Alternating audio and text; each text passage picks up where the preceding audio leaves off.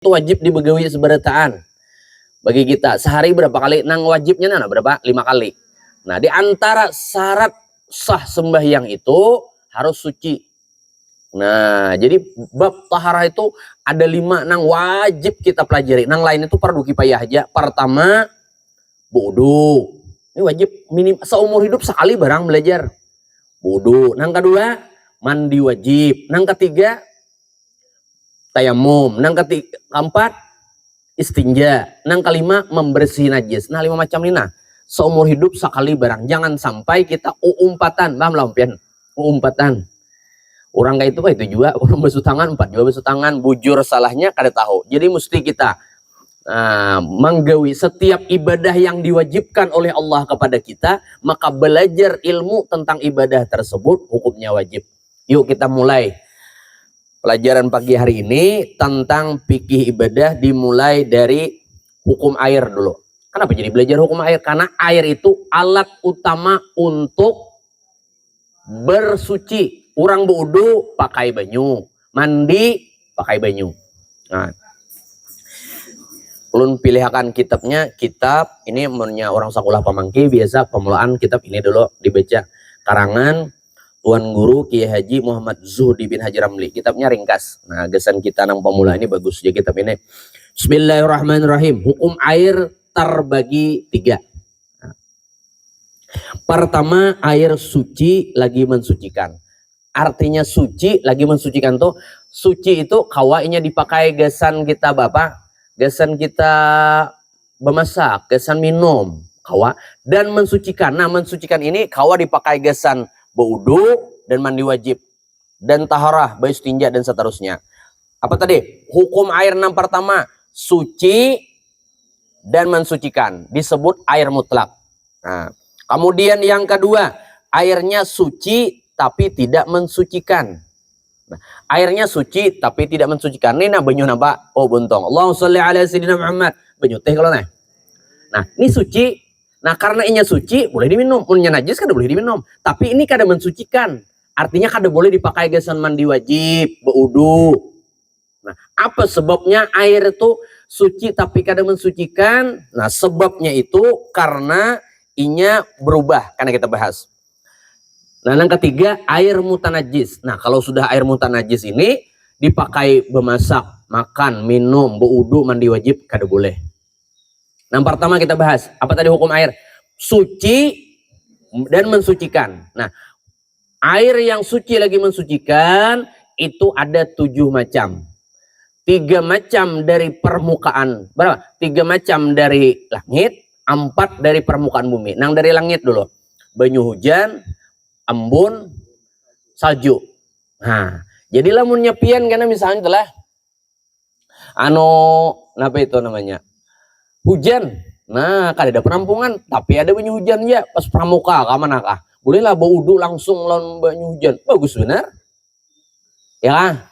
Jadi berapa tadi? Banyu nang turun langsung dari langit tuh yang suci mensucikan selamanya kada berubah. Banyu hujan, embun lawan salju. Nah, 4 dari permukaan bumi. 1 itu sungai, laut, sumur, sumber. Nah, apa bedanya sumur jar lawan air mata sumber tuh nah? Sumber mata air. Nah, itunya lamunnya nang di perumahan rajin buntungai meleti. Nya timbul surang, nya ada sumbernya sudah. Tapi kalau yang sumur dia apa dulu? Ditabuk dulu. Nah, jadi nang 7 macam ini kesimpulannya selama inya kada berubah bau, warna dan rasanya, maka sifatnya tadi suci dan mensucikan. Boleh dipakai gesan berwudu, mandi wajib. Nah, apalagi babasuh setelah buang air besar, buang air kecil disebut istinja, membersihkan najis. Nah, itu boleh suci dan mensucikan. 7 macam tadi. Nah, lain pada itu kada boleh. Seperti air yang terdapat pada buah-buahan. Seperti buah apa buntong? Buah nama nung bayu apa? Niur. Nah, niur itu kalau kita dibelah rajin di kampung pengantinan mengupak niur biasa diparut bola santan itu dikumpulkan buntungnya banyak benar banyunya. Nah, tapi kada boleh dipakai gesan berwudu, gesan mandi wajib diminum bagus benar, tapi kada boleh dipakai gesan berwudu dan mandi wajib. Atau lagi misalnya di binatang unta Nah, unta itu kan termasuk binatangnya minum banyak benar. Nah, lalu kita sembelih, umpamanya, lalu di punuknya tuh banyak banyaknya, sekalipun masih jernih, kada boleh dipakai gesan wudu atau mandi wajib. Sampai sini jelas?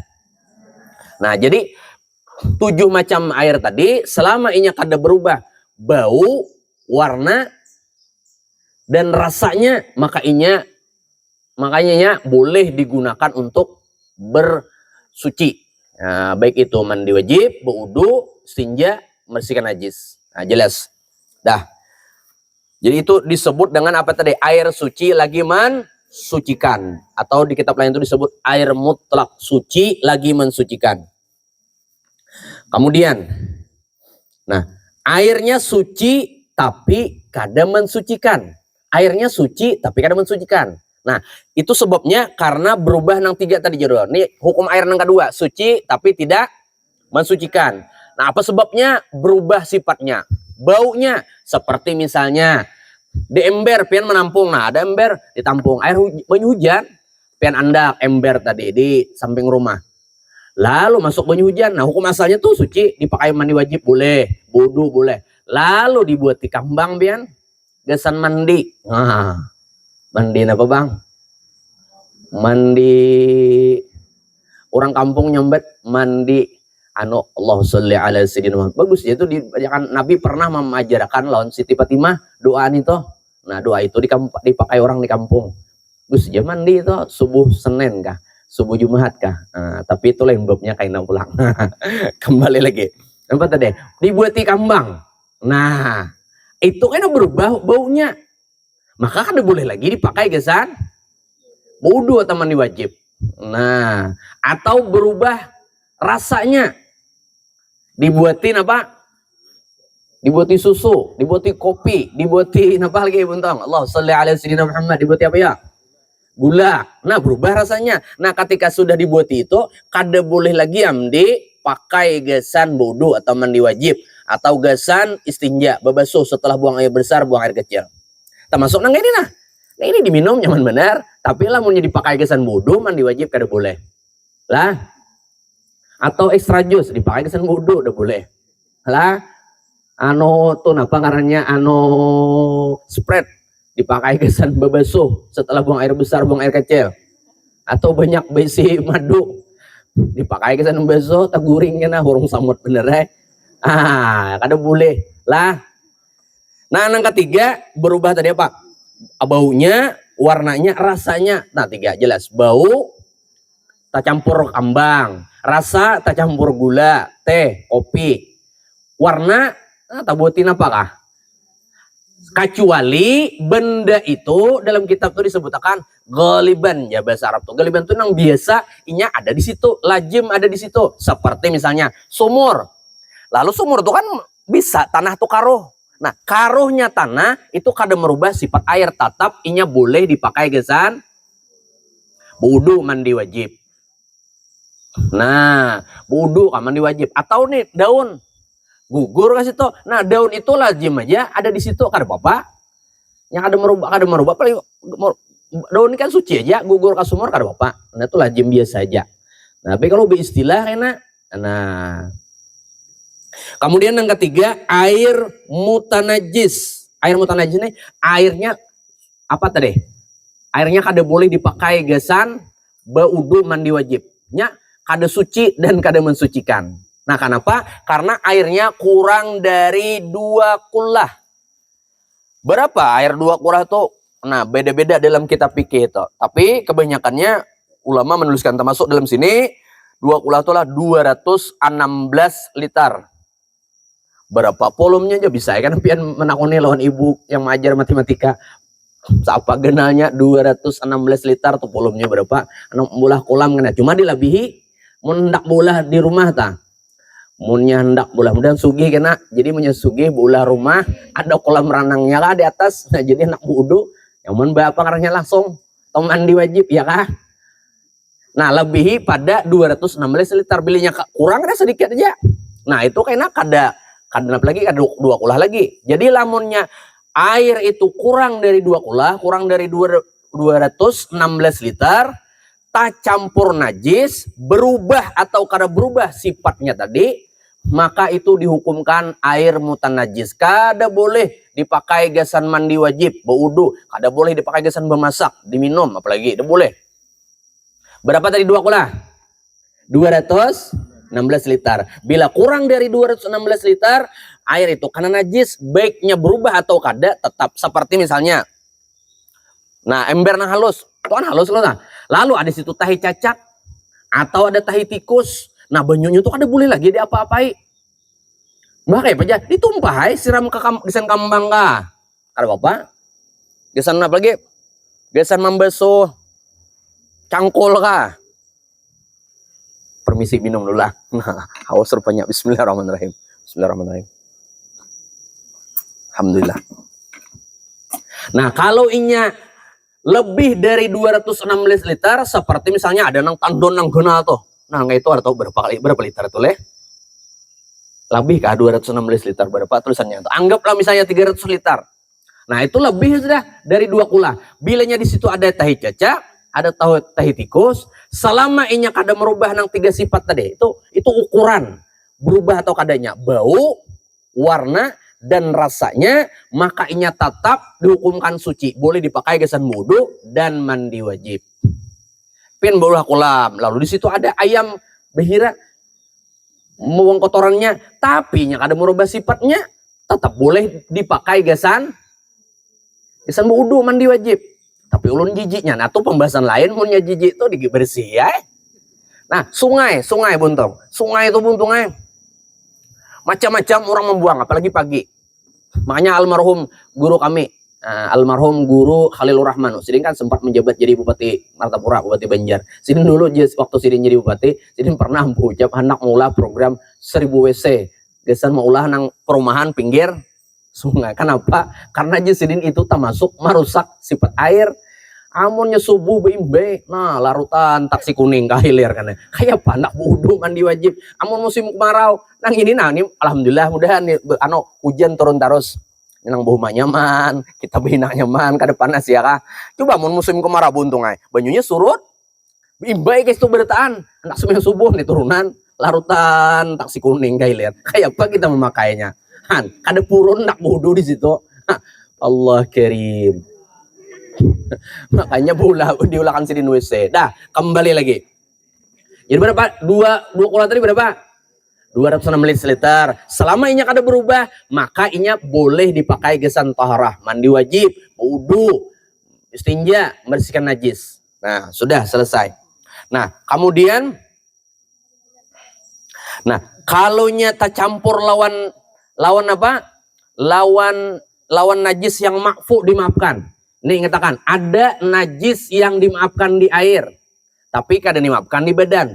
Ada najis itu dimaafkan di badan, tapi kada dimaafkan di air. Najis yang dimaafkan di air itu adalah bangkai binatang nang apa tuh dalam kitab tuh. Bilanya kita belah awaknya tuh kada mengalir darahnya, seperti semut, belalang, lalat, ya.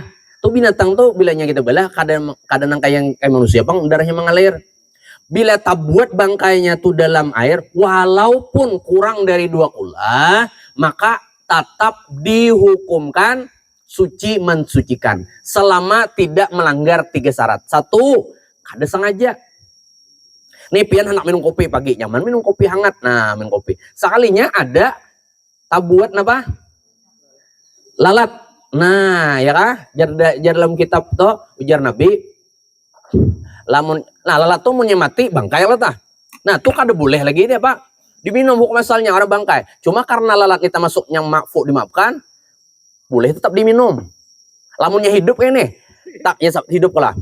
Nah, nya hidup, munnya pian kada jijik, tinggal makan sekalian. Karena Nabi separuh sayapnya tuh penyakit, separuh sayapnya tuh adalah mengandung obat penawar.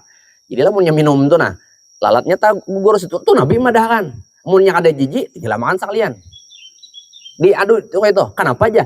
Supaya aman, karena sebelahnya tuh mengandung penyakit, sebelahnya tuh mengandung. Tapi kita jijik bang ya kah?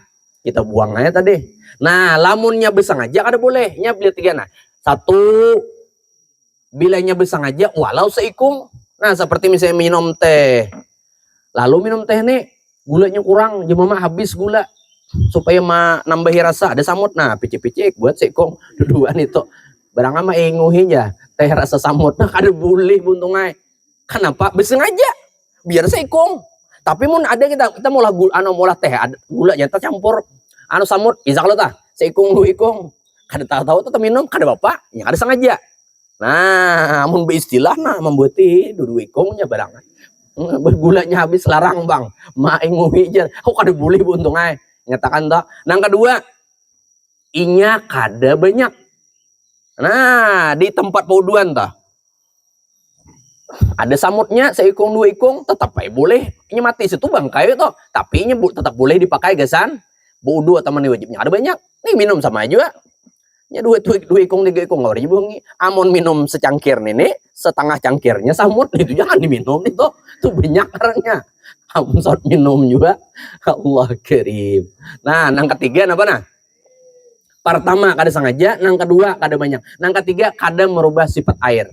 Nah itu nyatakan amon biar sedikit tapi nya merubah sifat air jangan. Nah, jadi kesimpulannya hukum air terbagi tiga. Satu, suci lagi sucikan. Nah, bentuk airnya ada 7 macam, yaitu tadi air hujan, air embun, air salju, air sungai, air laut, air sumur, dan sumber. 7 macam. Selama kada berubah, 7 macam ini boleh dipakai gesan mandi wajib dan berwudu dan istinja dan membersihkan najis. Yang kedua, hukum air tadi apa? Suci tapi kada mensucikan. Nah, apa tadi? Karena berubah sifatnya. Apa sifatnya tadi? 3. Bau, warna, dan rasa. Yang ketiga, air mutanajis. Air yang tidak suci dan tidak mensucikan. Yaitu air yang kurang dari 2 kula dan tercampur lawan najis. Bila sudah tercampur najis, baik inya banyak berubah kada tetap inya kada boleh. Itu najis yang di mana tadi? Najis kecuali najis yang makfu dimaafkan seperti bangkai semut, bangkai iwak. Kada apa-apa, iwak tuh mati, nah itu makfu dimaafkan. Kalau najis di awak itu yang dimaafkan yaitu darah dan nanah. Nanah tuh ya dijerawat. Nah itu nanah kalau tah. Laun darah nang halus-halus. Nah syaratnya 3. 1, kada bersengaja. Seperti kita sembahyang. Lalu tertindih nyamuk. Lah. Nah kada sengaja basah. Baampih lah kita sembahyang. Hukum asalnya darah tuh najis. Najis tuh harus dibersih. Tapi karena ini apa tadi? Darah dari nyamuk kada sengaja sedikit aja tadi itu. Maka makfu dimaafkan. 1, kada sengaja. 2, kada banyak. Ngarannya nyamuk tadi sedikit aja nya. Munsot secangkir itu kada nyamuk lagi. Kemudian yang ketiga apa? Kada mengalir. Kalau mengalir nah sini nah jerawat pecah di sini. Lalu inya berjalan berkeliling nah. Sawat keliling lapangannya itu mengalir tuh berarti banyak, punya sedikitnya kada pindah. Nah itu kada bapak. Nah demikian tentang hukum air. Nawar 5 menit pulang. Nawar pulang sedang. Hukum tentang najis. Najis pulang. Najis terbagi 3. Ini hukumnya fardu ain, wajib seberatan tahu. Hukum najis terbagi 3. 1, najis ringan. 2, najis pertengahan. 3, najis berat. Kalau najis berat tuh najis mughallazah. Kalau najis ringan, najis mukhaffafah. Najis pertengahan, najis mutawassitah. Nang kita bahas dulu najis mughallazah, najis berat dulu. Najis berat itu adalah seluruh yang berasal, pian kan jangan bingung karena membuka di YouTube, pikir itu luas buntungnya. Lamun kita baca buka kainan nang mazhab lain, ini kan termasuk najis. Nah, kita berpatokan kepada mazhab kita, mazhab Syafi'i. Najis mughallazah. Setiap sesuatu nang berasal dari anjing dan babi. Baik itu liurnya kah, darahnya kah, dagingnya kah, seluruhnya itu hukumnya najis. Kenapa tadi? Najis berat itu adalah sesuatu yang berasal dari anjing dan babi. Jadi lamunnya karena baju kita kah, atau pelataran rumah kita kah, ataunya masuk dalam rumah kah, nyambuang kotoran, anjing atau babi atau bekas liurnya, nah itu najis berat. Nah, kayak apa cara membersihkannya? Nah, diperhatikan. Cara membersihkannya, benda nang kana najis tadi dibasuh dulu. Berapa? 7 bendanya dihilangkan. Amun ada bendanya seperti kotorannya, buang kotoran di situ atau liurnya. Nah, itu ambil tisu atau kain atau kertas, kita buang dulu bendanya. Air najisnya dibuang. Nah, setelah itu hanyar dibasuh 7 kali basuhan, salah satunya dicampur dengan tanah, tahu aja berataan. Lamunnya kita misalnya di pinggir sungai, pinggir perumahan, batis kita jajak kotorannya tadi langsung jadi masukkan gitu. Nah, bahasa kampungnya apa? Digintesakan, situ habis sudah bercampur tanah, langsung jadi nyatakan 7 kali, sudah selesai.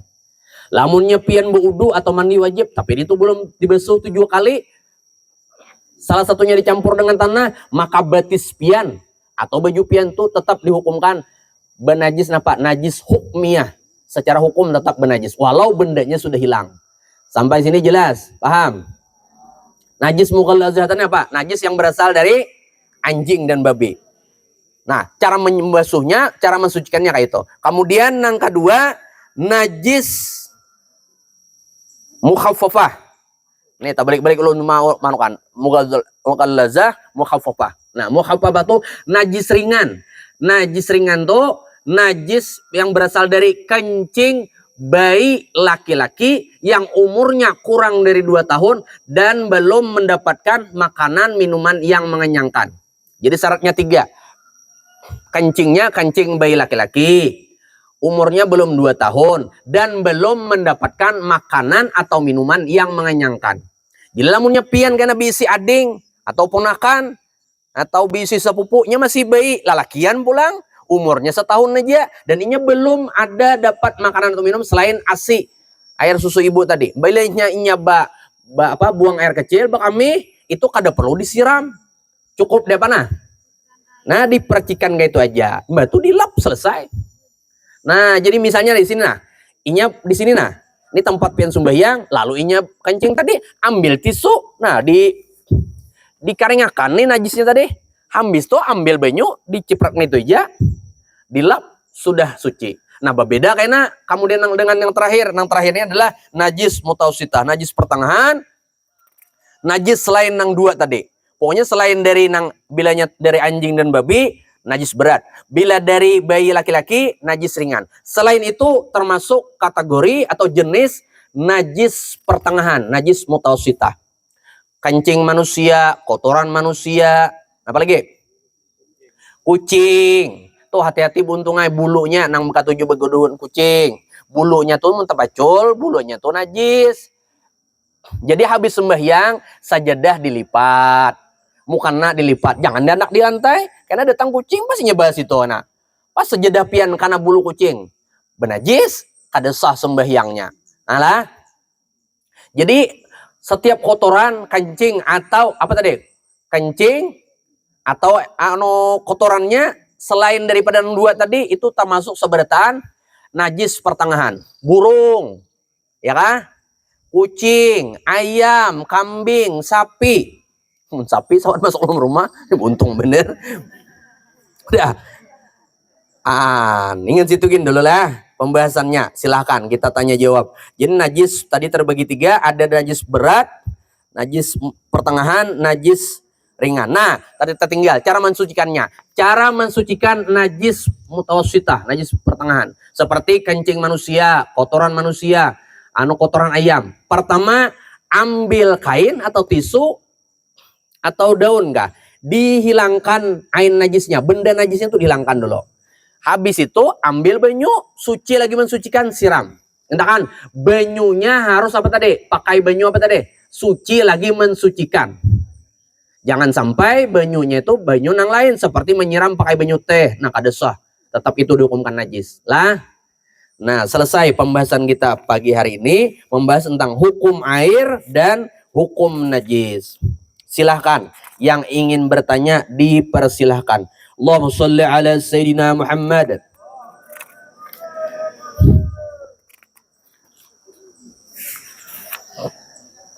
Kenapa kita membahas air? Karena bilanya orang anak bodoh mesti harus paham dulu hukum air. Nah, nyerang kita membahas. Ya, habis ke waktunya sudah. Belum. Oh, belum. Kali tolong menyatukan. Masih ada waktu kurang lebih lah. 10 menit masih ada lah. Masih ada. Ya, lo terusakan. Tentang wudhu bilang. Nah, masuk ke materi tentang wudhu. Bila para waktu habisnya pada hijab. Syarat sah wudhu. Yuk diperhatikan. Syarat sah wudhu. Ini gawian kita hari-hari. Jangan sampai kada bisa berwudhu. Umpatan kada sah kena. Pertama, nang berwudhu orangnya Islam. Jelas saja.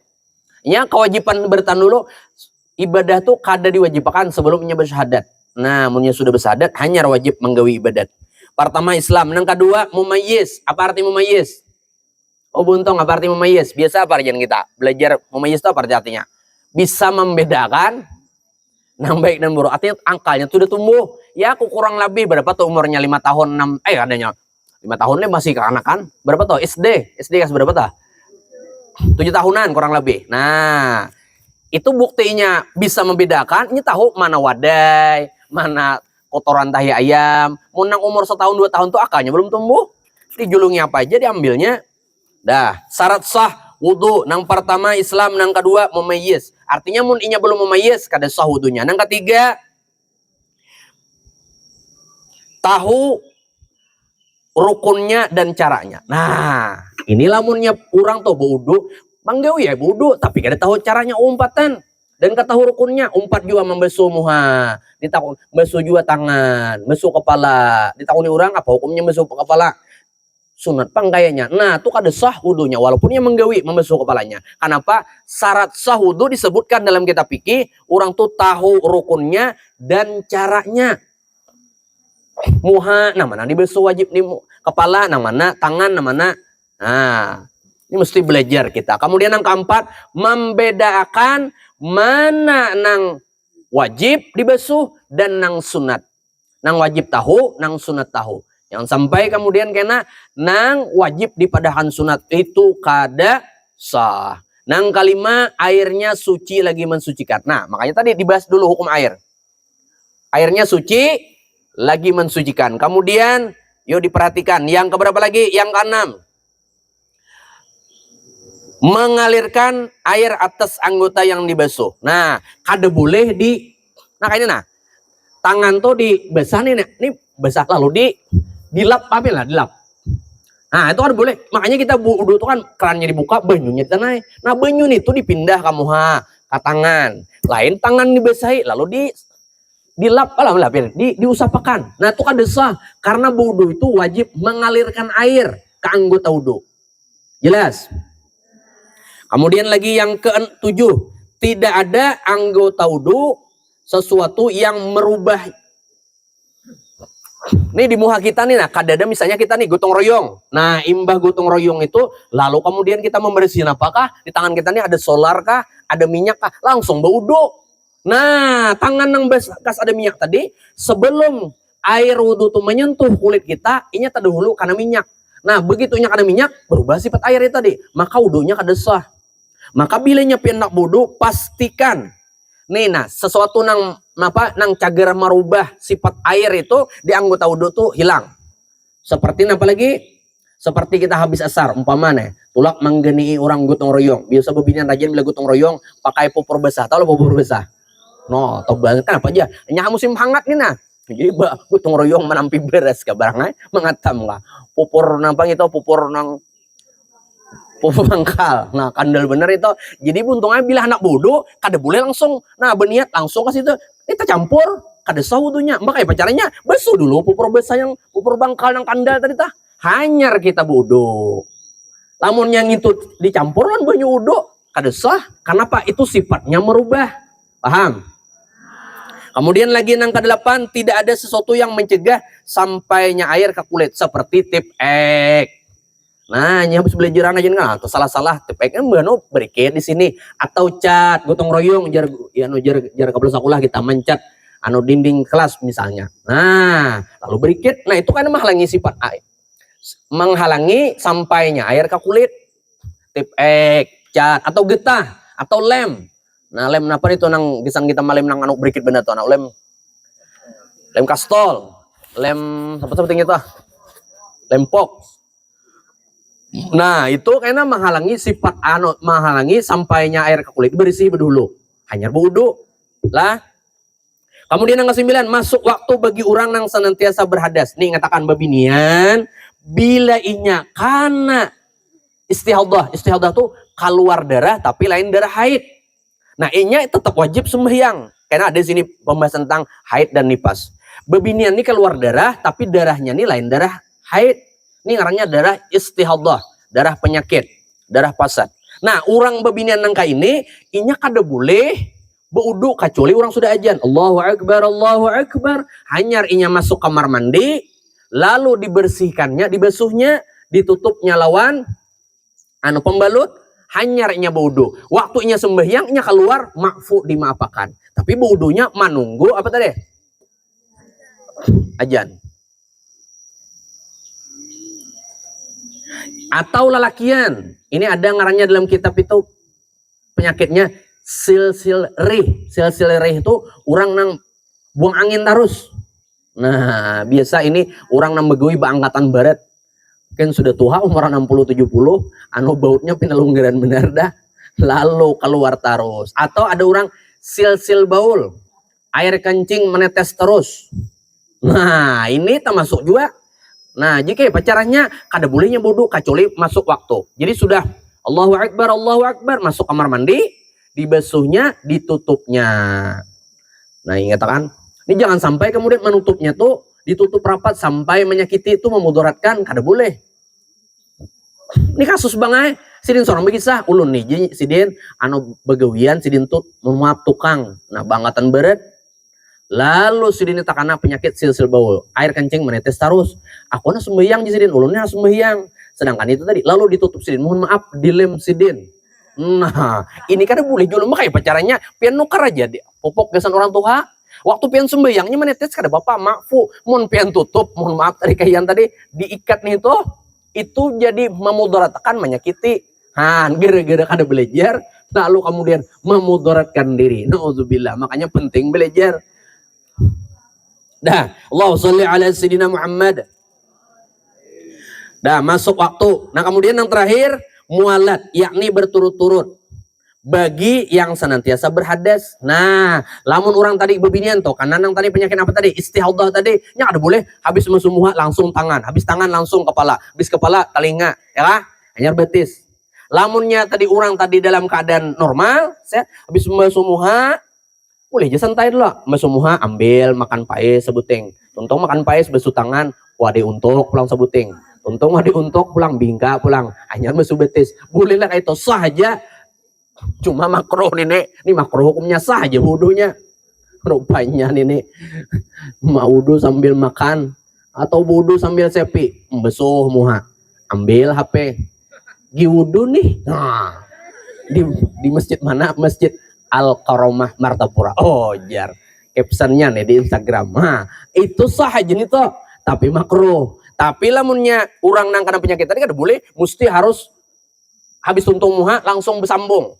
Lah, jangan ada jeda. Muha langsung tangan, tangan langsung kepala, kepala langsung telinga, langsung betis. Nah, itu 10 syarat orang nang sah wudu. Syarat sah wudu ada 10. Kemudian rukun wudu. Masih ada waktu kah atau habis sudah? Habis. Nah, karena habis karena kita sambungannya pulang. Sebelum belum tutup, silahkan ada pertanyaan. Allahu sholli ala sayyidina Muhammad. Silahkan. Ada pertanyaan. Yang kurang lebih 5 menit. Ulun beri kesempatan lah sebelum kita tutup. Silahkan ada. Silahkan abang.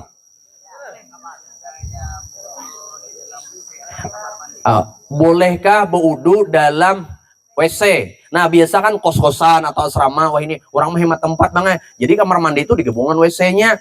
Bolehlah wudu dalam kamar mandi nang bergabung lawan WC? Jawabannya boleh. Tapi ada ulama mengatakan bilanya kita wudu itu kan sunat membaca bismillah. Membaca lapas tuh nawaitul wudu rab al hadasil asghari. Nah, itu tak buat lapas Allah, jangan dibaca. Jadi jangan membacaan. Kenapa? Sebagian ulama mengatakan lapas-lapas mulia itu bila dibaca dalam WC, sebagian mengatakan makruh, sebagian mengatakan haram.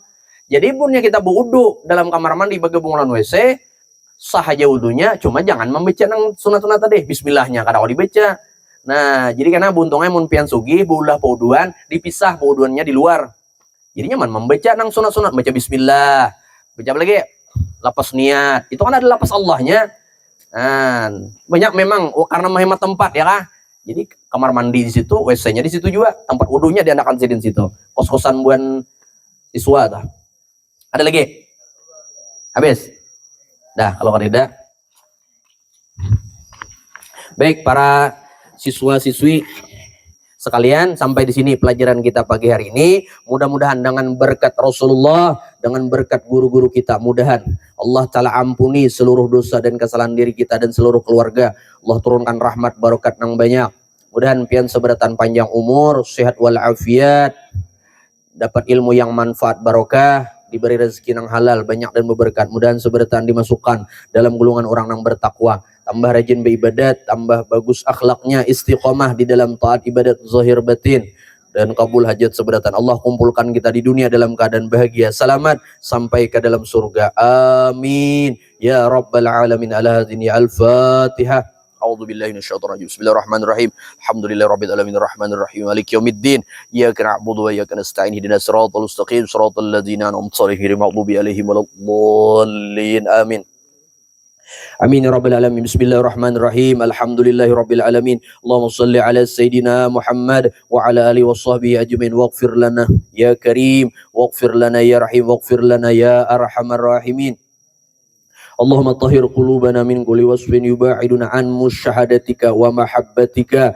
Allahumma rzuqna wa ahla baitina wa ashabana wa jami'a jiranina wa man ahabbana at-taubah wal inabah wal maghfirah wal ikhlas wa taufiq wal hidayah was salamah wa haqiq bit taqwa wal istiqamah wa husnul khatimah fi khairin wa lutfin wa afiyatin wa ilman nafi'an wa amalan salihan maqbulan wa qalban hashi'an mutawadi'an wa shifaan min kulli maradin wa da'in wa tulal umri fi sihatin wa afiyatin ma'a kamalal mutabati lin nabi zahiran wa batinan wa rizqan wasi'an halalan ghaira qasirin yakunu lana wa lahum aunan ala manhajir rasyad.